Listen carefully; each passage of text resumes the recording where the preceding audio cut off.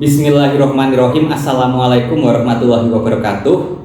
Innal hamdalillah nahmaduhu wa nasta'inuhu wa nastaghfiruh wa na'udzubillahi min syururi anfusina wa min sayyiati a'malina. Man yahdihillahu fala mudhillalah wa man yudhlil fala hadiyalah. Asyhadu an la ilaha illallah wahdahu la syarikalah wa asyhadu anna Muhammadan abduhu wa rasuluh la nabiyya ba'dah. Adalah buku Pararaton yang ditulis oleh Pak Heri Purwanto dari Kediri.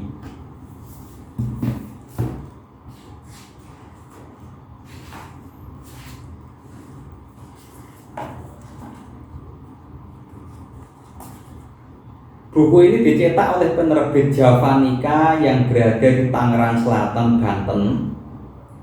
Jadi yang ngetik adalah Pak Heri Purwanto dan penerbit yang menerbitkan adalah Javanica, Banten. Terlihat cetakannya ada cetakan 1 2023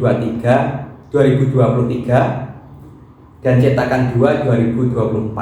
Saya beli yang cetakan 2 saja ya, karena saya belinya tahun 2026.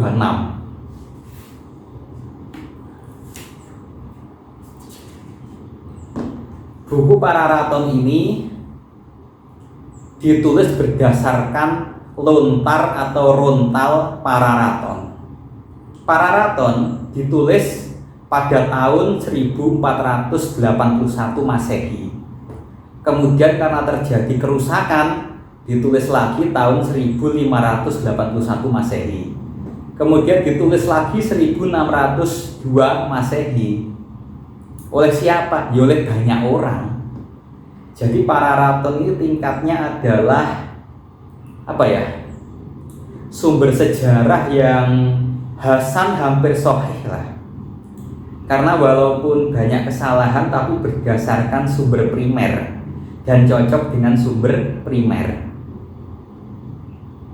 Pada tahun 1893 J.L.A. Brandes selesai meneliti Pararaton dengan menulisnya ke dalam kertas biasa dan menerjemahkannya ke dalam bahasa Belanda. Tapi ingat, Pararaton itu tidak dibuat oleh orang Belanda. Bahasanya aja bahasa Jawa dan bahasa India. Apa yang bisa orang Belanda bahasa Jawa dan India untuk saat itu? Kalau sekarang kan udah ada AI dan Google.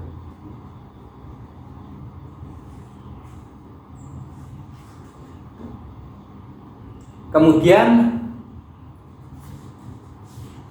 Pararaton ini kalau gitu apa aja isinya? Baik. Pertama, Pararaton menjelaskan tentang biografi seseorang, sejarah seseorang. Kedua, menjelaskan tentang sejarah suatu peristiwa dan wilayah daerah ya. Di sini ada beberapa bab. Bab 1 tentang Ken Angrok Sang Amurwabuni. Bab 2 tentang Sang Anusapati. Bab 3 tentang Apanjito Jaya. Bab 4 tentang Sri Wisnuwardana. Bab 5 tentang Sri Kertamagara. Bab 6 Aji Jayakatong. Karena di Pararaton tulisannya Aji Jayakatong ya, saya baca apa adanya.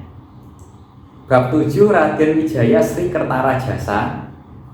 Bab 8 Sri Jayanagara. Bab 9 tentang Bring Kahuripan. Bab 10 Sri Hayam Wuruk. 11 Brahyang Wisesa dan Bra Prabu Stri. Tulisannya Stri lah, bukan istri. Bab 12 Aji Ratna Pangkaja dan Suhita. Ini bab 13 Sri Kertawijaya. 14 Raja Sawardana Sang Sinagara. Terus Brahyang Purwawisesa Bre Pandan Salas. Dan ini 560 halaman. Buku yang sangat bagus dan menarik guys. Kalau bisa setiap sekolah dan setiap rumah beli ya, bagi yang mampu. 560 halaman. Buku ini kalau versi lontar ditulis tahun 1481. Kalau versi cetak seperti ini 2024 ya. Tapi ya lumayan luar biasa ya, karena menceritakan peristiwa sejak tahun 1200 sampai tahun 1000 berapa? 1481. Berapa tahun itu? 200 tahun lebih sedikit lah. Para raja Jawa sebelum dinasti Rajasa. Jadi Jawa itu rajanya ada banyak. Karena ya Jawa kan nama pulau, dari Jawa Barat sampai Jawa Timur. Ya raja Jawa semua. Kemudian kapan pertama kali di Jawa ada tulisan? Itu nggak tahu saya. Tapi kalau tulisan tertua yang masih ada di Jawa bisa dibaca abad ke-7. Kerajaan Taruma atau negara Taruma. Jadi Tarumanagara itu artinya kerajaan Taruma atau negara Taruma. Jangan kok ditulis kerajaan Tarumanagara. Nagara artinya apa? Kerajaan atau negara? Sama.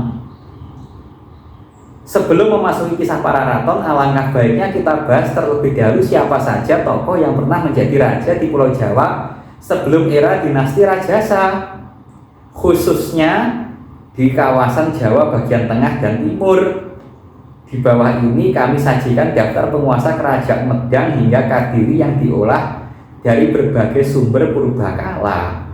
Sebenarnya ada kerajaan yang lebih tua bernama Taruma di Jawa Barat. Keberadaan negeri ini dibuktikan dengan temuan sejumlah prasasti berbahasa Sanskerta. Dalam prasasti Koleangkak dan prasasti Kebun Kopi tertulis nama Taruma. Sedangkan dalam prasasti Ciaroten tertulis Tarumanagara atau kerajaan Taruma. Di zaman kuno istilah nagara bermakna kota besar atau ibu kota atau IKN lah. Dengan demikian maka makna harfiah dari Tarumanagara adalah kota Taruma. Dan nama kerajaannya apa? Apa ya? Kayaknya kerajaan Sunda Empire atau kerajaan Sunda. Oke, terus apa nih? Kita lanjut ke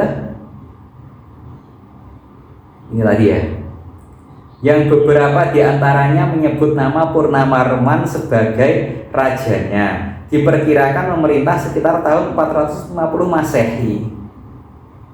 Selain itu ada pula berita Cina dari tahun 528 sampai 535. Nah ini ada tahun 666, 669. Kalau Rasulullah meninggal tahun berapa? 632 Masehi.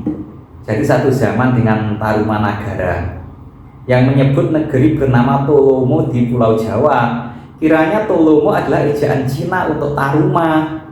Itu artinya kerajaan Taruma dapat bertahan hingga lebih dari 2 abad atau 200 tahun. Selanjutnya ada berita Cina dari dinasti Tang yang menyebut negara bernama Heling. Kita lihat Heling itu mana. Dalam aksara Hanzi tertulis, ada sumber lain yang menyebut secara lengkap para raja Taruma, yaitu naskah Wangsakerta, tetapi naskah ini diragukan kevalidannya oleh sejumlah pakar sehingga tidak kami gunakan dalam rujukan. Kalau Heling tadi rujukannya apa? Aksara Hanzi, dibaca Heling atau Koling. Yang pada era dinasti Tang dibaca Shaliang. Sekian yang dapat saya jelaskan pada pertemuan kali ini. Ada kurangnya mohon maaf. Billahi taufiq wal hidayah, waridho wal inayah. Wassalamualaikum warahmatullahi wabarakatuh. Dan jangan lupa like, komen, dan subscribe agar channel ini lebih berkembang.